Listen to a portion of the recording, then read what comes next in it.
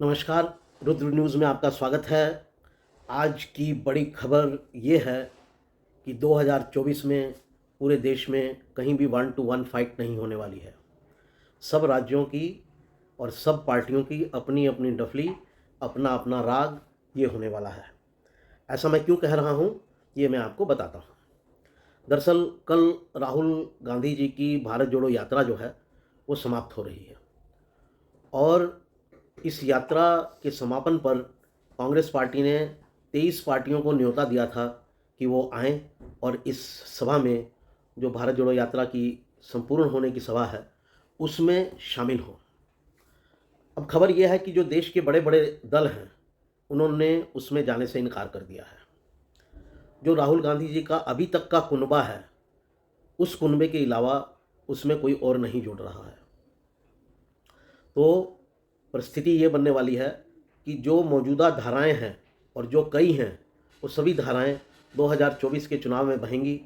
हर राज्य में मल्टीपल चुनाव होने का एक तरह से अंदेशा है। तो मोदी जी को कोई चुनौती 2024 में सीधी-सीधी नहीं मिल रही है।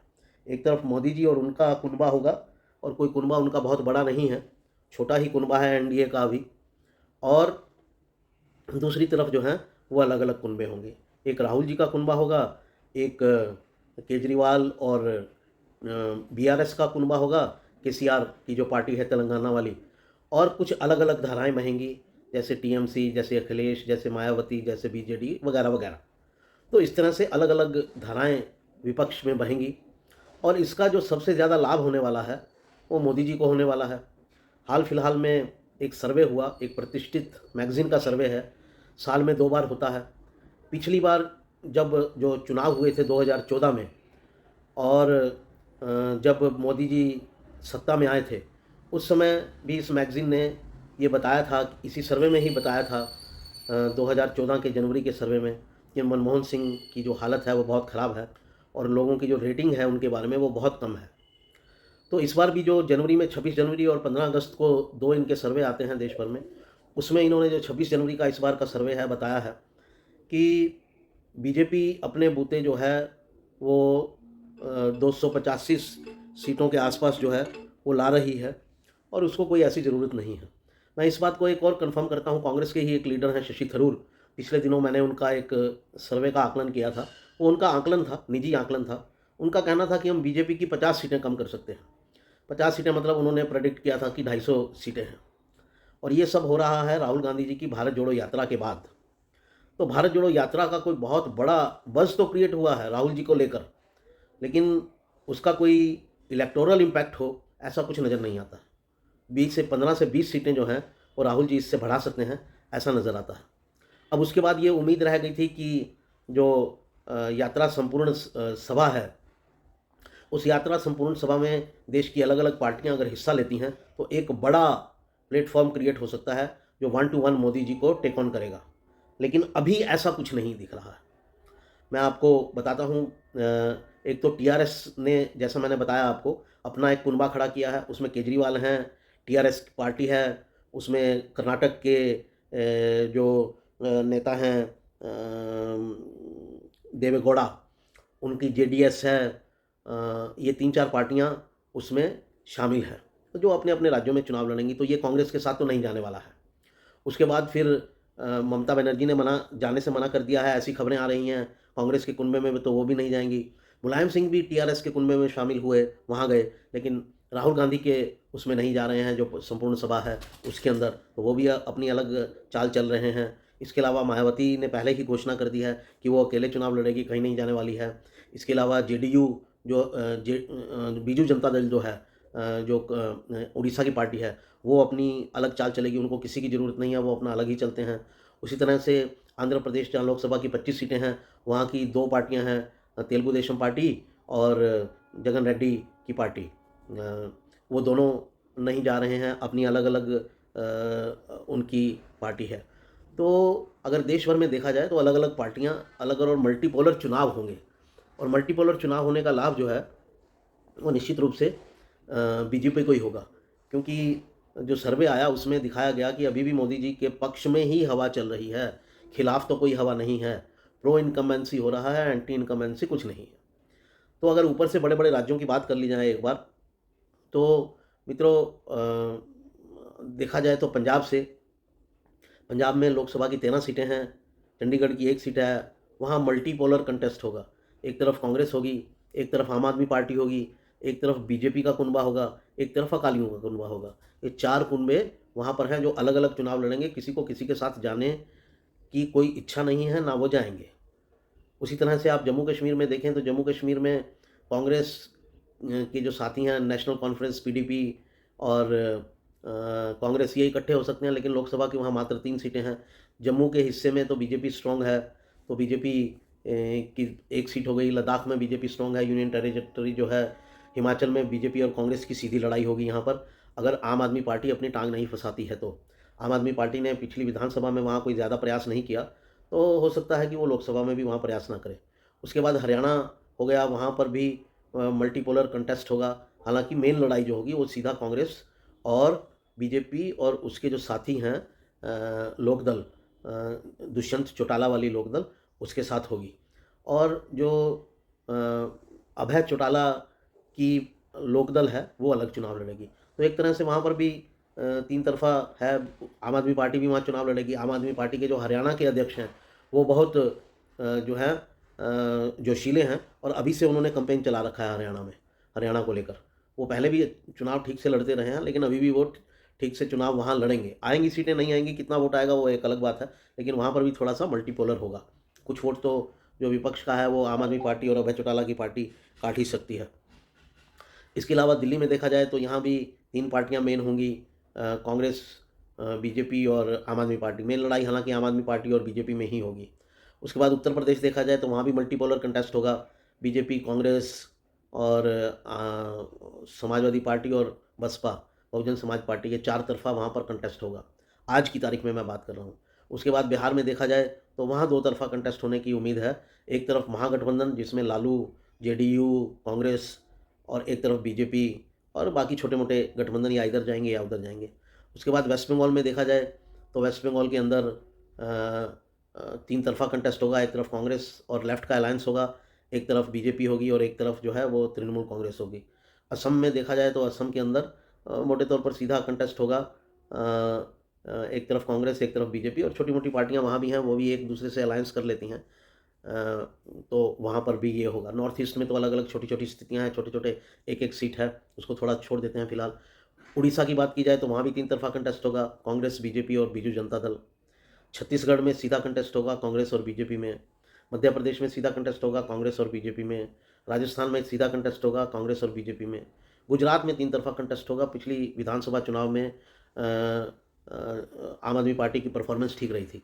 हालांकि जो मैंने 3 राज्य बताया आपको, राजस्थान, मध्य प्रदेश और छत्तीसगढ़, यहाँ पर भी आम आदमी पार्टी अपना पूरा जोर लगाएगी। और अगर वो 8-10% वोट काटती है जैसा कि उसने गुजरात में किया, तो इसका लाभ जो है सीधे सीधे बीजेपी को होगा। और आम आदमी पार्टी अपनी पूरी तैयारी कर रही है कि कहाँ कहाँ वो करे। ज़रूरी नहीं है कि तीनों स्टेट में वो दम लगा के लड़े, तीनों में भी लड़ सकती है, 2 में भी लड़ सकती है, 1 में भी लड़ सकती है। ये इस बात पर डिपेंड करेगा, वो अपने रिसोर्सेज को चेक कर रहे हैं, कहाँ ज़्यादा थोड़ी हवा है और कहाँ हम ज़्यादा लड़ सकते हैं, कहाँ पैसा लगा सकते हैं। इन तीनों राज्यों में 2024 से पहले चुनाव भी होने हैं विधानसभा के, तो वहाँ पर भी अभी वो सोच रहे हैं, और उसके जो रिज़ल्ट आएंगे उसी के हिसाब से उसका असर लोकसभा में भी होगा। उसके बाद चलते हैं साथियों गुजरात के अंदर। तो गुजरात में भी 3 तरफा कंटेस्ट होगा। वहाँ तो आम आदमी पार्टी लड़ेगी ही लड़ेगी, कांग्रेस बीजेपी के अलावा। महाराष्ट्र के अंदर थोड़ा सीधा कंटेस्ट होगा। एक तरफ कांग्रेस का अलायंस है, एक तरफ बीजेपी का अलायंस है, दोनों आमने सामने होंगे। उसके बाद कर्नाटक के अंदर 3 तरफा कंटेस्ट होगा। एक तरफ बीजेपी, कांग्रेस, और एक तरफ JDU secular, Janata Dal secular, जो कुमारस्वामी देवेगौड़ा की पार्टी है वो, और उसके साथ टीआरएस भी मिल गया है। तेलंगाना में भी 3 तरफा होगा, टीआरएस, बीजेपी और कांग्रेस।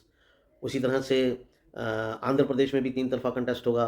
मेन होगा टीडीपी और जगन रेड्डी की पार्टी में, जो ना सीधे तौर पर कांग्रेस से अलाइंड है, ना सीधे तौर पर बीजेपी से अलाइंड है। तो बीच में न्यूट्रल पक्ष रहेगा, जिसको जरूरत पड़ेगी उसके साथ वो पोस्ट इलेक्शन सिनेरियो में तय करेंगे। उसी तरह से आप देखा जाए तो केरल के अंदर एक तरह से सीधा कंटेस्ट है। हालांकि बीजेपी भी वहाँ 10-12% वोट लेती है, लेकिन बीजेपी क्या वहाँ लोकसभा की सीट निकाल पाएगी ये तो नहीं कह सकते, लेकिन 10-12% वोट जरूर ले लेती है बीजेपी।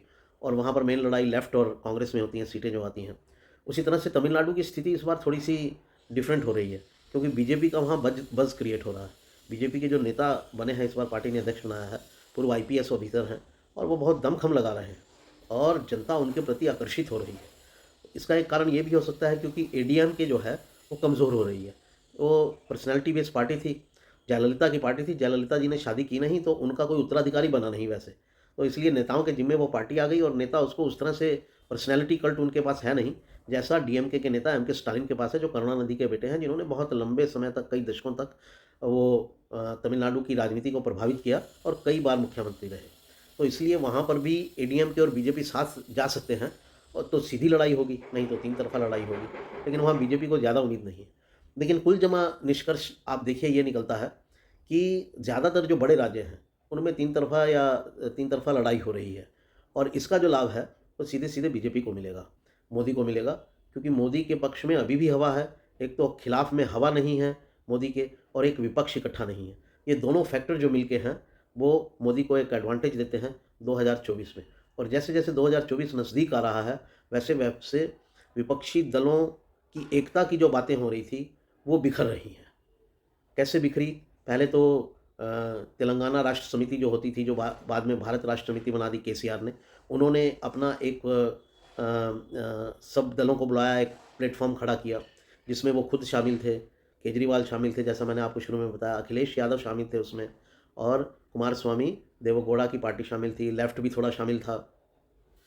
तो एक तो वहाँ पर ये प्लेटफॉर्म खड़ा हो गया।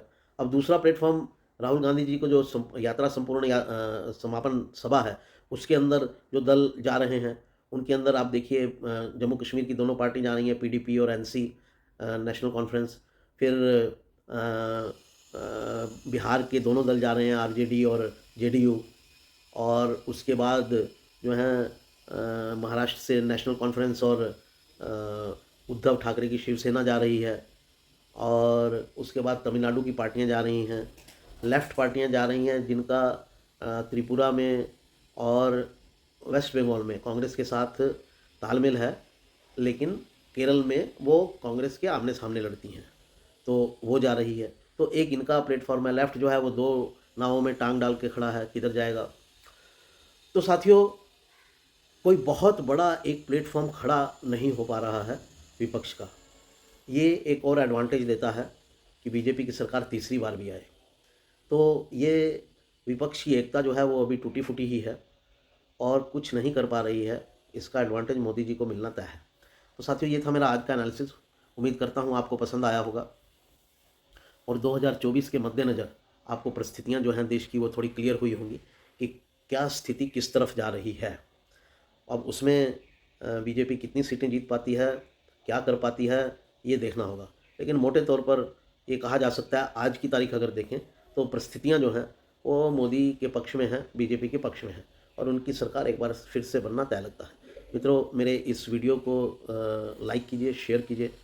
मेरे चैनल को सब्सक्राइब नहीं किया है तो ज़रूर सब्सक्राइब कीजिए। मैं आपको एक डिफरेंट पर्सपेक्टिव देता हूँ, सबसे हटकर। सबसे पहले आप मेरी पिछली कई खबरों को देख चुके होंगे। जो खबरों का एनालिसिस आपको सोशल मीडिया में 2-2 दिन बाद मिलता है, उसे मैं उसी दिन डालता हूँ जिस दिन की वो घटना होती है। तो अगर मेरे चैनल को सब्सक्राइब करेंगे तो नोटिफिकेशन की बेल भी ज़रूर दबाइए, उससे आप तक सूचनाएं पहुंचेंगी। मित्रों, और किसी बड़ी खबर के साथ फिर हाजिर होता हूं। अभी इतना ही। नमस्कार। वंदे मातरम।